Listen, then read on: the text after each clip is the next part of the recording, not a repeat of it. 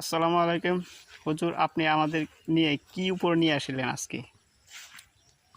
আসসালামু আলাইকুম প্রিয় গায়েস, আমার ইউটিউব ফলোয়ার ফ্রেন্ডশিপ যারা আছেন, আজকে আপনাদেরকে এমন একটা ওষুধ দেখাবো যে ওষুধটা সব মানুষের জীবনের প্রত্যেকের ঘরে ঘরে, ধনী এবং গরিব সবারই প্রয়োজন।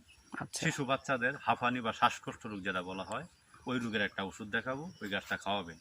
আচ্ছা আমার শতকরা 90% রোগী আমি চিকিৎসা করছি ইনশাল্লাহ। আপনারা আসলেও আমাদের রোগীর লগে সাক্ষাৎ করতে পারবেন, তারা বলবে যে হুজুরের চিকিৎসা ভালো।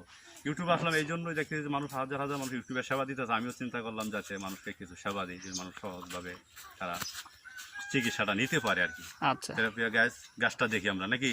আচ্ছা আচ্ছা দেখান দেখান তাহলে।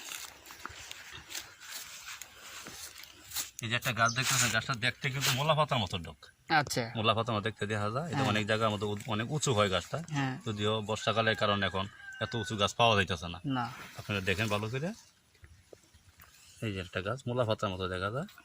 ওই গাছটা যদি কোনো মানুষ সে এরকমভাবে ডুগা তুলে 10 থেকে 15টা গাছের ডুগা তুলবে, হুম তোলার পরে একটা রসুন, আস্তে একটা রসুন আর কি, রসুনটা এটার লগে দিয়া, এই পাতাটার লগে দিয়া মানে কুচি কুচি করে পড়বে পাতাটা, রসুনটাও পড়বে। জি পরে পড়ার পরে সেচছে দুটা রস একজাস করিয়া বাচ্চাটাকে কয়েক ফোঁটা পরিমাণ যত খাওয়া যায়। 10 বছরের বাচ্চা পর্যন্ত এটা কাজ করবে। জি কুলের বাচ্চা থেকে 10 বছরের বাচ্চা পর্যন্ত ফুলটা খাইতে পারবে, আবার বড় মানুষের খাইলে কাজ করবে না। আচ্ছা এটা খাওয়ার পরে আমরা যাদের বুকের ডাক হয়ে যায়, নিউমোনিয়া বা হাঁপানি বা শ্বাসকষ্ট আমরা যেটা বুঝি, ওই রোগের কাজ করে। এই আচ্ছা রোগটার ইনশাল্লাহ 90% গ্যারেন্টি আছে এই গাছটার।